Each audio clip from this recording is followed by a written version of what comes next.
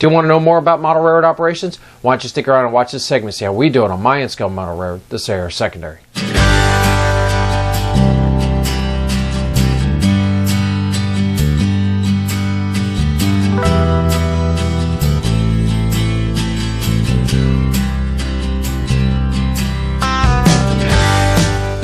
Hello everyone, Joe from Central Jersey Conrail and N-scale. Welcome back to the Operations Series. So this month on the Operations Series, we're going to be running the WJSA 35.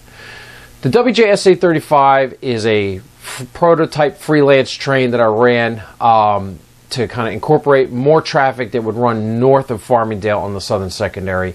And that one originates out of Brown's Yard, travels down the Sahara Secondary to Toth, and it'll cut off in a northward direction to head down to the staging area in the Southern Secondary. Now, don't forget, we made major changes in this area on the Southern Secondary. If you recall, the few videos ago in the construction playlist, or the scenery playlist, I had gone down. I used to have all kinds of turnouts and run around with the cameras and the IR sensors, and I really wasn't happy with the way it was playing out down there. It was very difficult to do. So I just kind of said, hey, let's employ the KISS principle here. Let's rip it all out. And I did that before I did all the scenery in down in Lakehurst. So I ripped out all that and just made a single track down in there in staging. So this is now the new way we're going to run the SA35. So I'm kind of got a little smile on my face because it's kind of interesting that as we're filming this, a lot has played out on the prototype railroad, the Freehold Secondary and the Southern Secondaries. So what has happened is, as of effective July 1st, 2022, the Chesapeake and Delaware have signed a lease agreement with Conrail Shared Assets, and they've taken over operations of the Freehold and Southern Secondary. So as I'm speaking to here filming this, the Chesapeake and Delaware actually received a large grant from the state of New Jersey to rehab the line from on the Freehold Secondary at Toth, which would be north, or it would be railroad east of the Prestone Antifreeze facility, all the way down into Farmingdale. And it's interesting to see it playing out. I haven't been down there to actually rail fan it yet because my schedule really doesn't dictate it. But I have been following it closely on the Facebook group Chesapeake and Delaware. So as I'm watching this all play out on Facebook, what it looks like is happening is the Chesapeake and Delaware is going to interchange with the Conrail Shared Assets in Jamesburg. And it appears that they're going to move all the traffic for the Southern Secondary and the Freehold Secondary down the old Freehold Secondary down into Farmingdale. Then it looks like they're re-establishing either a Y or the junction with the interchange. I'm not too sure. We're still kind of playing it out here on Facebook to see how it happens. And then all that traffic will continue down south to Lakehurst to service the area of Lakewood.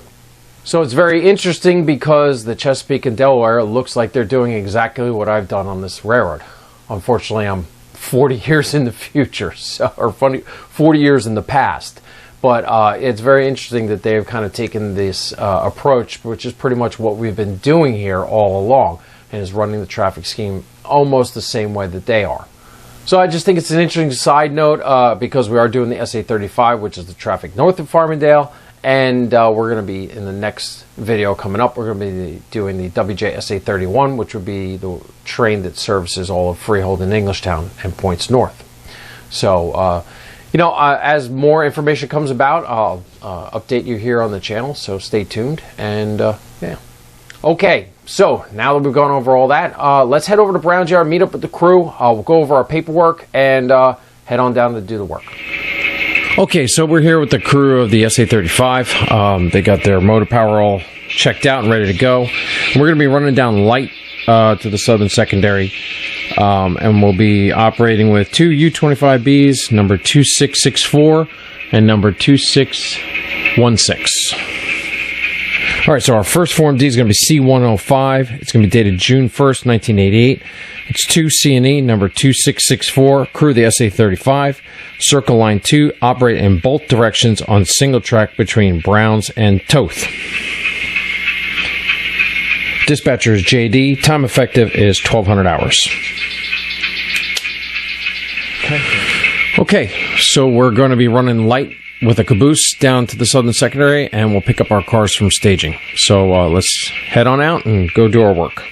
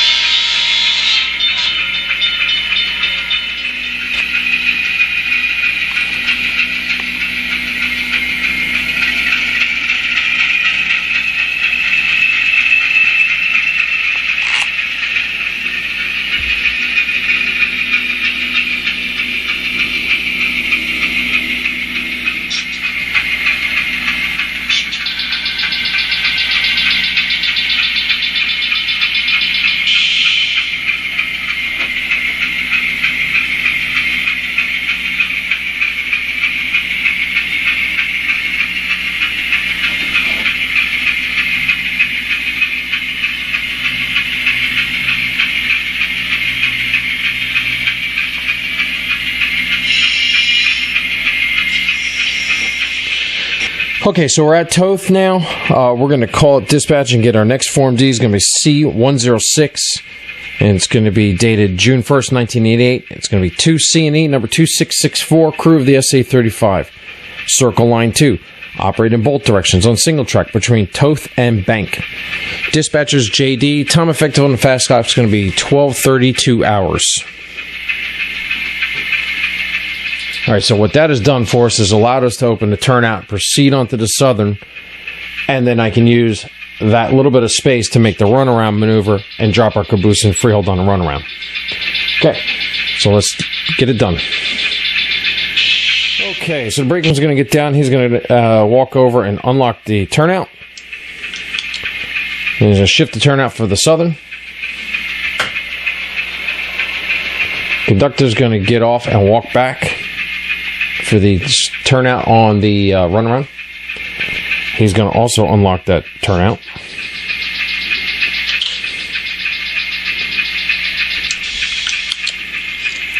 All right. 2664. Pull forward 1 car length.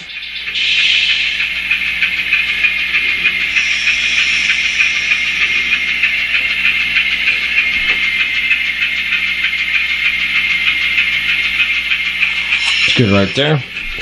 Conductor's going to open the turnout on the runaround. 2664. Conductor's on the rear. Turn us line for the runaround. Push back 3 car lengths.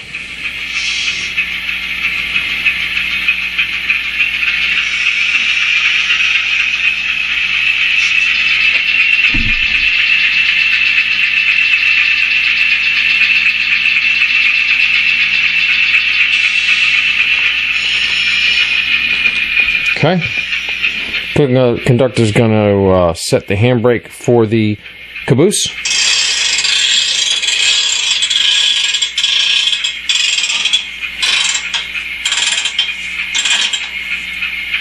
Alright, so crew's going to get back. The conductor's going to get on with the engineer. Alright, and we're going to pull forward on a couple.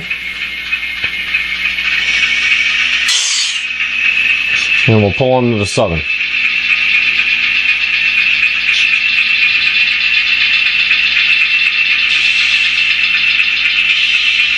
Brakeman's going to close and lock the turnout on the runaround.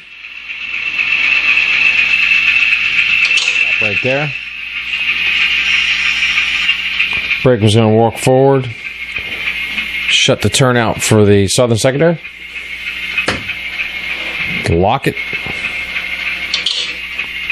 All right, now we're going to call dispatch, and we're going to inform them that we're on the southern. They can clear Form D C-105. So time on the cancellation is going to be 12:45 hours. Dispatcher is Desmond. So now we're on the southern secondary. We're going to head down the staging to get our cars.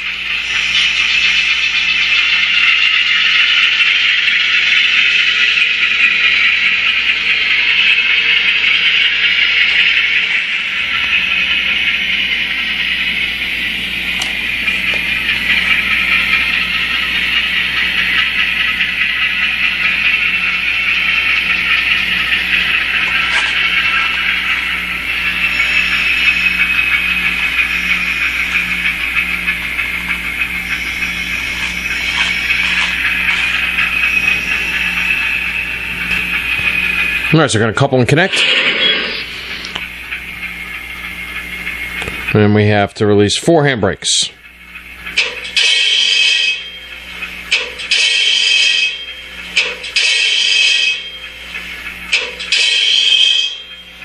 Okay. So now we're going to go and conduct an air brake test. We'll do an initial. We have 4 cars. Charge the train line. We're going to set the brakes and hold them.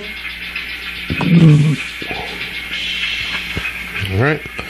Confirm the pressure at the end of the train, 67 psi. We're going to inspect, make sure all brake shoes are applied. All right.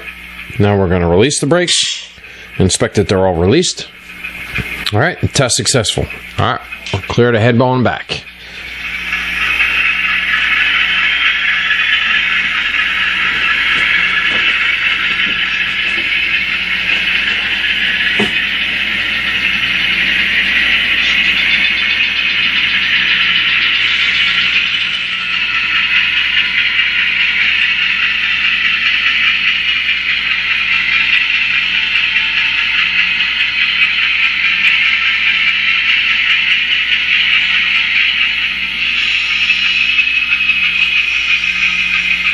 Okay, so we're going to call up and we're going to get a new Form D so we can head on back to Browns. Form D is going to be C107 to C&E number 2664, crew the SA35. Circle line 2, operate in both directions on single track between Toth and Browns. Dispatchers JD, time effective on the fast clock 15:03 hours. So what we've done is we've done 2 things with this Form D. Number 1, it's in both directions. That gives us the opportunity to pick up the caboose on the runaround, and it also gives us the opportunity to have a Form D to make the movement back to bring the cars back from Browns. Okay, so crew's going to go out and unlock the switch and open the turnout, and we're going to have 2616. Let's pull forward, clear of southern secondary.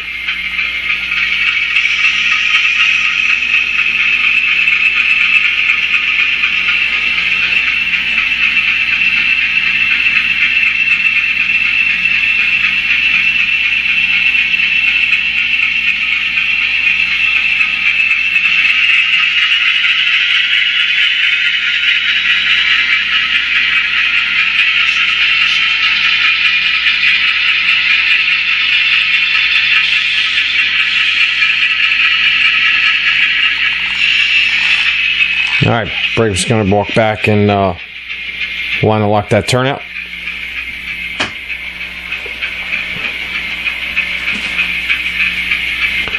All right, we're going to contact dispatch and advise them we're clear the southern secondary, get a cancellation on Form DC 106. It's going to be a 15:48 hours. Now we're going to pull forward and get in position to back down and get our caboose.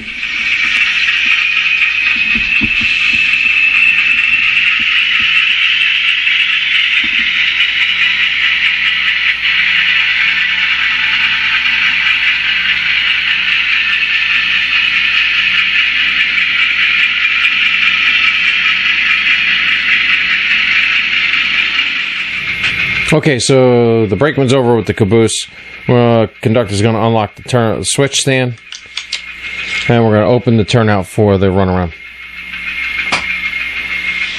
All right, 2616, turnout's line for the runaround. Conductor's on the rear, brakeman's on the ground. We're going to back up 7 car lengths.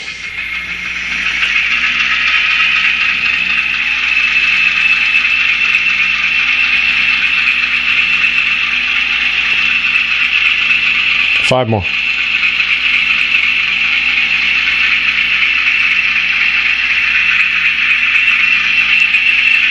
Four more. 3 more. 2 more. 1 more. 1/2. And couple and connect. Brakeman's going to release the handbrake. All right, we're going to do a quick air brake test with the caboose on. Intermediate. 5 cars in the train line, charge it. Okay. Set our brakes. All right, we're going to confirm the pressure at the in the caboose, 67 psi. We're going to apply our brakes and inspect them. All right, we're going to release them and inspect. All right, all brake shoes are released. Test successful. All right, we're going to pull forward, clear the runaround, and close and lock the turnout.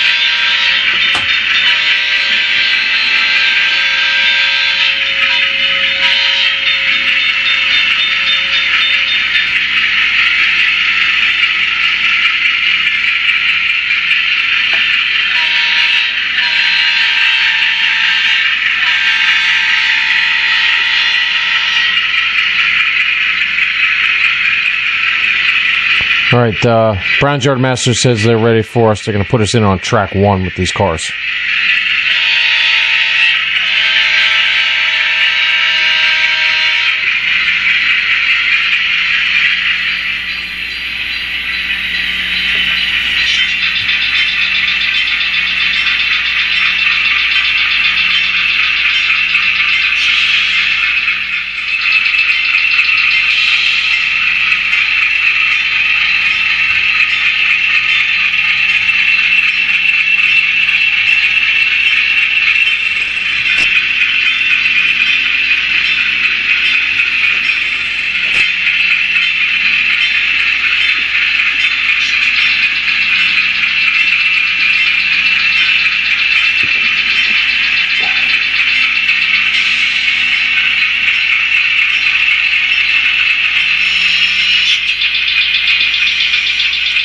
All right, crew's going to walk back. They're going to set a handbrake on the first box car there.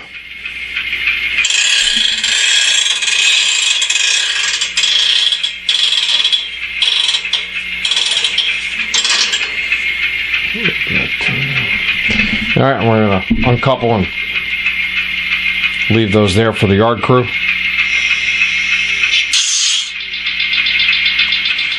All right, so there's our cars over there on track 2. We got to make our way over there and pick them up and get coupled on. Then we got to pick up our caboose off track 1.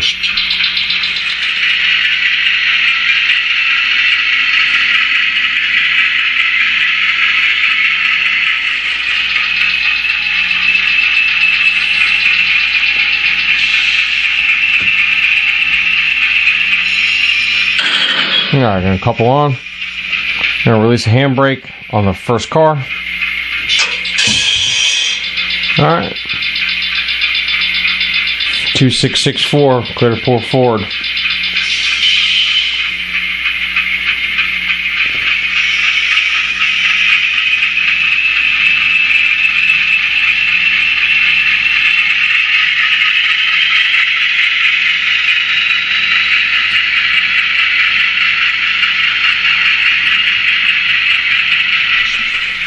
All right, 2664, turnout's line for track 1. You're backing in 5 car lengths.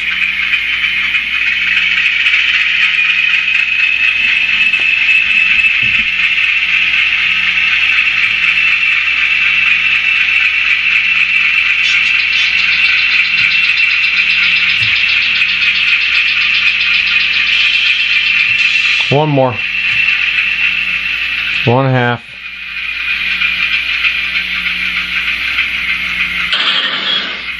All right. Couple on our caboose.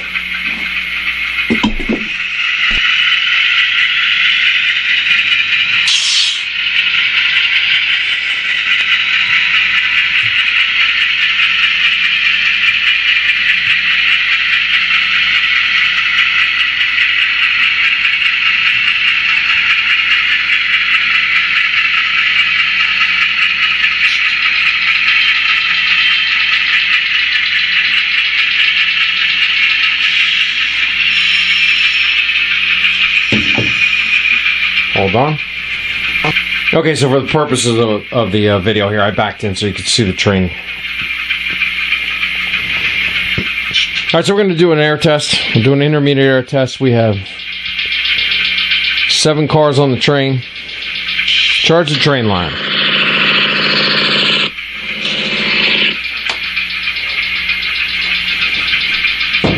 Okay. Train line is charged. We're going to set our brakes and hold them.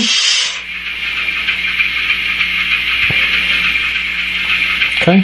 We're going to confirm the pressure at the end of the train line, 67 psi. We're going to inspect our brakes for application. Okay. We're going to release the brakes. Now we're going to inspect to make sure all brakes are released. All right. Our brake test is complete successfully. Now, we're still operating on the same Form D, so we're going to head on back down to the southern secondary.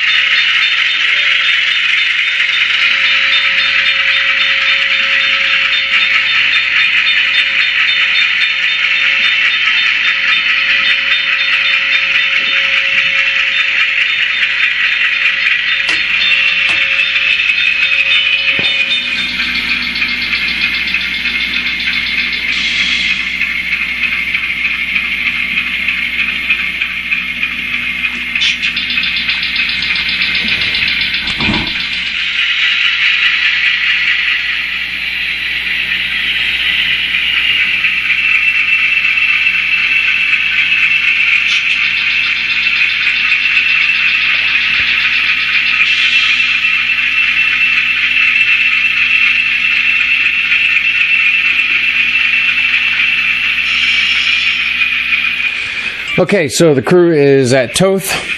They're going to call it dispatch. We're going to get a new Form D, C1082CNE, number 2664, crew of the SA35, circle line 2, operate in both directions on single track between Toth and Bank. Dispatcher is JD, time effective on the fast clock, 17:57 hours. So we're going to open the turnout, and we're going to proceed on to the southern secondary. Then we'll close and lock the turnout, call dispatch, and get cancellation on Form D C107.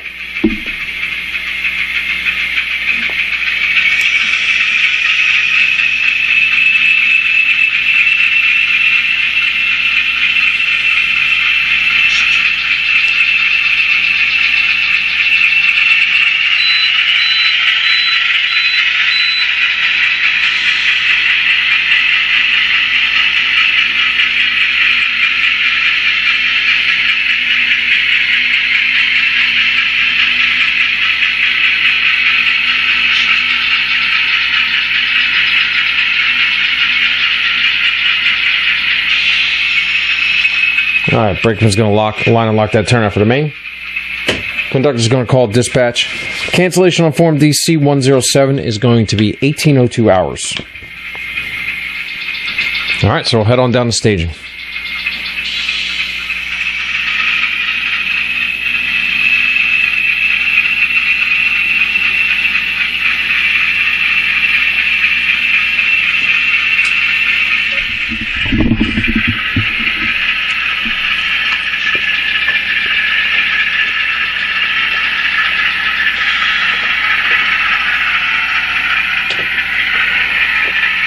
I'm going to change the camera view, and I'm going to spot the train the locomotive's right there by the styrofoam that you see there.